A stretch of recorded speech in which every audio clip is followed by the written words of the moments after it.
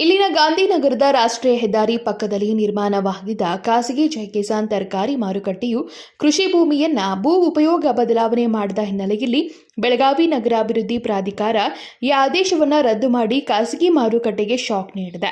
10 ಎಕರೆ 20 ಗುಂಟೆಯ ಫಲವತ್ತಾದ ಕೃಷಿ ಭೂಮಿಯಲ್ಲಿ ಬಸಲಿಂಗಪ್ಪ ಸಿದ್ದನಾಯಕಪ್ಪ ಭಾವಿ ಮೃತರಾಗಿದ್ದರು.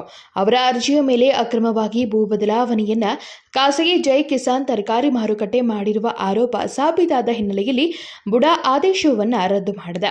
ಜೈ ಕಿಸಾನ್ ಖಾಸಗಿ ತರಕಾರಿ ಮಾರುಕಟ್ಟೆಯಲ್ಲಿ ಭೂ ಬದಲಾವಣೆಗೆ ಲೋಪ ಇರುವುದನ್ನು ರೈತ ಮುಖಂಡ ಸಿದ್ದಗೌಡ ಮುದಗಿ ಹಾಗೂ ರಾಜಶೇಖರ್ ಪಾಟೀಲ್ ದೂರು ನೀಡಿದರು. ಖಾಸಗಿ ತರಕಾರಿ ಮಾರುಕಟ್ಟೆಯನ್ನ ಬಂದ್ ಮಾಡುವಂತೆ ರೈತರು ಹೋರಾಟ ನಡೆಸಿದರು. ರೈತರು ಹೋರಾಟ ನಡೆಸಿದ ಪರಿಣಾಮ ಜೈ ಕಿಸಾನ್ ಖಾಸಗಿ ತರಕಾರಿ ಮಾರುಕಟ್ಟೆಯ ಮೇಲೆ ಬುಡಾ ಆದೇಶ ರದ್ದು ಮಾಡಿದ್ದು ರೈತರು ಮಾಡಿದ ಹೋರಾಟಕ್ಕೆ ಜಯ ಸಿಕ್ಕಂತಾಗಿದೆ.